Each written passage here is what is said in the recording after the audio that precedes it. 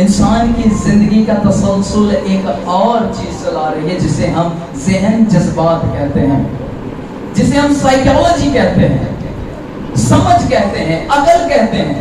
عزیزوں، عقل بھی کھاتی ہے، لوگوں کی باتوں کو، لفظوں کو قبول کرتی ہے اور جذب کرتی ہے، اور اسی سے ہمارے کردار اور اخلاقیات بنتی ہے۔ بائبل مقدس کیا فرماتی ہے؟ بائبل مقدس کہتی ہے کہ بری صحبت اچھی عادتوں کو بگاڑ دیتی ہے۔ جب آپ بت پرستوں کی باتوں کو سنیں گے، جب آپ جادوگروں کی باتوں کو سنیں گے، جب آپ گالی گلوچ کو سنیں گے، جب آپ گندی باتوں کو سنیں گے، جب آپ موویز ڈراموں میں دیکھیں گے ہیرو ہیروئنز اپنے ماں باپ کے ساتھ بد اخلاقی کر رہے ہیں اور خود کو رائٹ ثابت کر رہے ہیں، اور پھر یہ باتیں جب ذہن میں اترتی چلی جائیں گی، آنکھوں اور کانوں سے جسم کے اندر آتی جائیں گی، تو آپ کیا فیڈ کروا رہے ہیں اپنی روح کو؟ کون سی زندگی، کون سی سانس، کون سا دم آپ لے رہے ہیں؟ آج سوچنے کی بات ہے، کیا واقعی ہم روحانی زندگی کو جی رہے ہیں؟ جسم کے کام تو اور موویز اور گرد و نواح میں ہمیں لڑائی جھگڑے کے علاوہ تو کچھ نظر آتا ہی نہیں، چوری چکاری ڈاکو دھوکے بازی کے علاوہ تو ہمیں کچھ نظر آتا ہی نہیں۔ نہ صرف یہ، بلکہ اب تو ایمانداروں اور کلیسیا کو بہت بڑا خطرہ ہے۔ بائبل مقدس فرماتی ہے ان سے بچو جو بھیڑوں کی پوشاک میں بھیڑیے ہیں، ان سے بچو جو بھیڑوں کی پوشاک میں بھیڑیے آ گئے ہیں۔ کلیسیا موت کے شکنجے میں، خیال کریں، پہچانے، کیونکہ کلام مقدس کیا فرماتا ہے؟ درخت اپنے پھلوں سے پہچانا جائے گا۔ وہ خادم، وہ پرستار، وہ ورشپر جو خدا کی حضور میں گاتا، اور وہ شخصیت جو خدا کے حضور میں دعا گو ہے، کیا وہ صرف آپ ہی کے سامنے؟ زندگیوں پر غور کیجئے، پرائیورٹی کس چیز کی ہے؟ عبادت جاری ہے لیکن سوچیں کہاں ہے؟ پرستش ہو رہی ہے، گایا یہاں جا رہا ہے، لوگ یہاں بیٹھے ہیں، لیکن بیس میرا مائنڈ نہ کیجئے گا، کیمرے وغیرہ لگے ہیں، لیکن دکھایا کہیں اور جا رہا ہے۔ یہ بڑے سوال ہیں کلیسیا کے، یہ خدمت، یہ کلیسیا کس کی ہے؟ یہ کھیت کس کا ہے؟ کھیت کا مالک آسمانی باپ ہے، اور خادمی خداوند کے ہیں، خداوند یسوع مسیح کے ہے، اور اس کا حساب نہ تو لوگ لیں گے، نہ کوئی انسان لینے والا ہے، نہ کوئی حاکم لینے والا ہے، نہ کوئی مرد لینے والا ہے، نہ کوئی عورت لینے والی، نہ پرائم منسٹر، نہ کوئی کنگ، لیکن بادشاہوں کا بادشاہ، خداوندوں کا خدا کرنے والا ہے، وہ انصاف کرتا ہے۔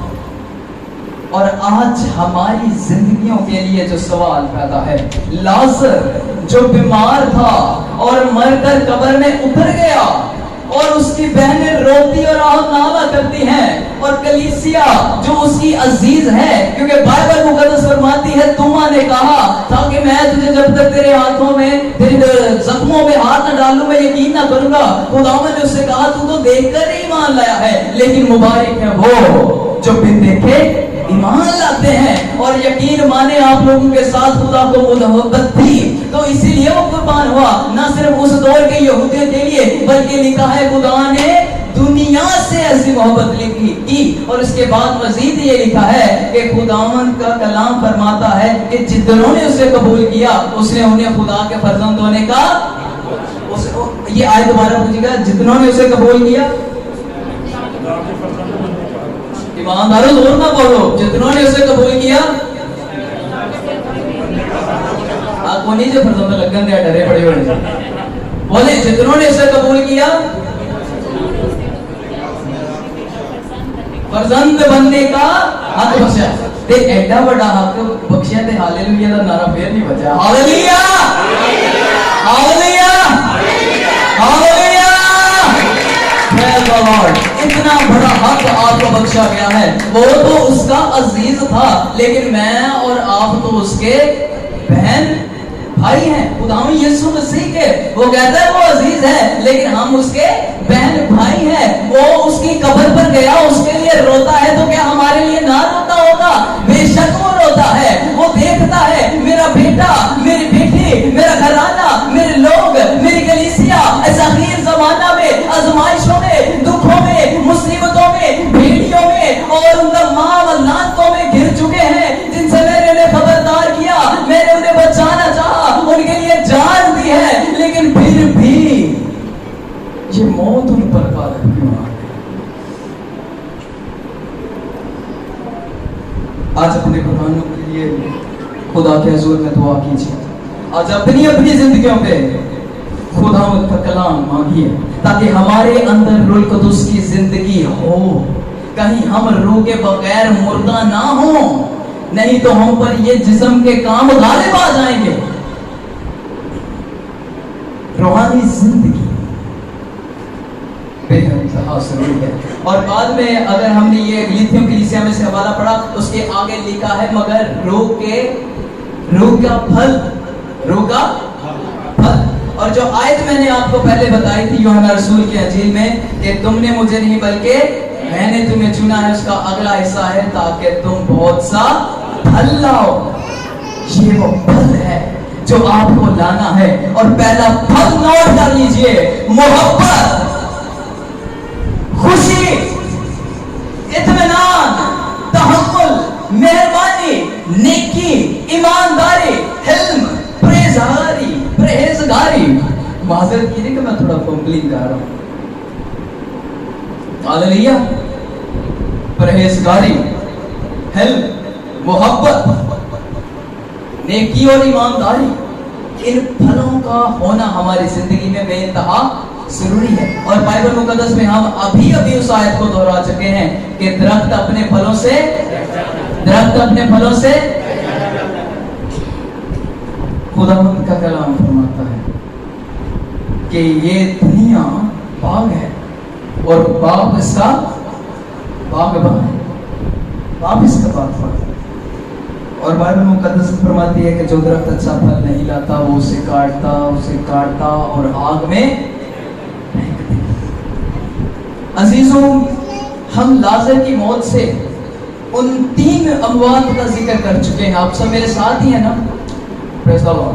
طبعی موت کو ہم چھوڑ کر اخلاقی اور روحانی موت کا ذکر کر چکے ہیں, جو کہ اکثر اوقات ہمیں خاندانوں میں نظر آ رہی ہے. ہمیں دکھ رہا ہے ہاں ہمارے گھروں میں اموات ہیں, ہمارے بیٹے, ہمارے بھائی, ہماری بہنیں, ہمارے عزیز گھرانے نافرمانی کے شکنجے میں ہے. اور نافرمانی کیا ہے؟ خدا کی مخالفت اور گناہ ہے. اور بائبل کیا کہتی ہے؟ گناہ کی مزدوری موت ہے. اب اس موت کو جب خداوند دیکھیں گے تو وہ خوش تو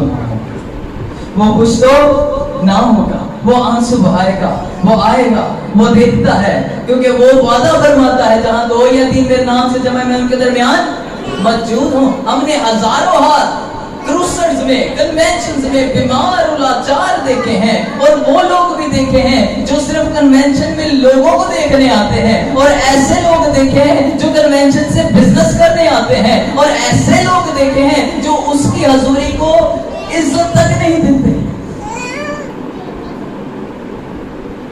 یہ اموات کو دیکھ کے کیا خداوند معجزات کرتا ہے؟ افسوس. آج ایمان رکھیں, آج ایمان رکھیں, آج ایمان رکھیں, آج ایمان رکھیں. ایک ایمان کے وسیلہ سے خدا باپ کا کلام فرماتا ہے ایک ایماندار کی دعا کے وسیلہ سے شہر سرفرازی پاتا ہے. اور اگر آپ اپنے گھرانہ میں, اپنی کلیسیا میں, اپنے بھائی بہنوں میں ایماندار ہیں تو آپ کا خاندان, آپ کا گھرانہ, آپ کی کلیسیا سرفرازی کیوں نہ پائے گی, فضائیابی کیوں نہ پائے گی؟ عزیز اور لازر کے پاس خداوند پہنچ چکے ہیں, میں دنیا میں آ گئے ہیں, داخلہ ہو چکا ہے, موت نظر آ گئی ہے کہ لازر مر گیا ہے, قبر میں رکھ دیا گیا ہے, 4 دن ہو گئے ہیں, لمبا عرصہ ہو گیا ہے, زندگیوں نے دعا نہیں کی, زندگیوں نے گھر میں عبادت نہیں رکھی, زندگیوں نے گھر میں کلام نہیں کھولا, بائبل کی باتیں نہیں ہو رہی, سوال و جواب نہیں ہو رہا, سیکھا نہیں جا رہا, خدا کو ویلکم نہیں کیا جا رہا, روح القدس کے ساتھ رفاقت نہیں ہے. خداوند نے دیکھ لیا ہے, اور خداوند اس لیے تو روتا ہے کہ دیکھو میرے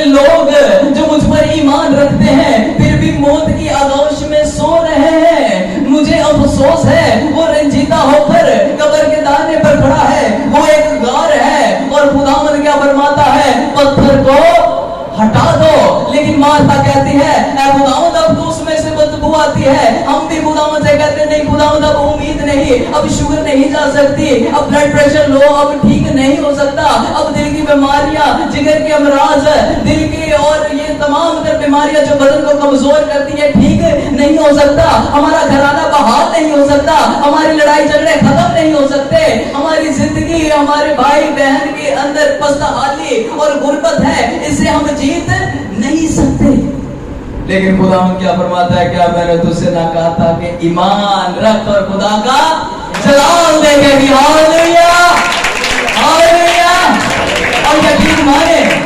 और यकीन माने जब उसने ईमान रखा वो पत्थर हटा दिया गया। हम भी आज ईमान के साथ कहें, क्योंकि खुदा ने कहा अगर राय के दाने के बराबर भी तुम्हें ईमान हो तो इस चट्टान से कह दे कि उखड़ जा और समुद्र में डाल तो तुम्हारा कहा, ईमानदारों मान दीजिए आयत, तुम्हारा कहा आमीन हालेलुया, तुम्हारा हुक्म मानेगा, तुम्हारा हुक्म मानेगा। खुदावंद ने कहा जाओ सांपों और बिच्छुओं को कुछ लो और इब्लीस की सारी कुव्वत पर हावी हो। खुदावंद ने यह फरमाया है ईमान रखें, ईमान रखें। उसने आगे जब पत्थर को हटा दिया, हमने ऑर्डर कर दिया, खुदावंद ने हमें कुव्वत दी, ईमान के साथ इख्तियार के साथ पत्थर हटा दिया गया है। अब बारी है, खुदावंद आईने पे खड़ा है, वो आपके करीब है, क्योंकि उसने वादा किया जहां 2 या 3 मेरे नाम से जमा है मैं उनके दरमियान मौजूद हूँ, और जहां वो मौजूद है वहां जिंदगी है, वहां बहाली है, वहां बरकत है, वहां शिफा है, वहां कामयाबी है, वहां फिर उम्मीद है, वहां फिर सरफराजी और तरक्की है। लेकिन फकत ईमान की जरूरत है। और खुदावंद का कलाम फरमाता है कि वो अपना कलाम नाजिल करके शिफा देता है। इसीलिए उसने कब्र के सामने खड़े होकर कहा, ऐ लाजर कब्र से बाहर निकला, और यकीन माने 4 दिन का मुर्दा कब्र से कफन समेत बाहर आ गया। Hallelujah, praise the Lord, hallelujah hallelujah.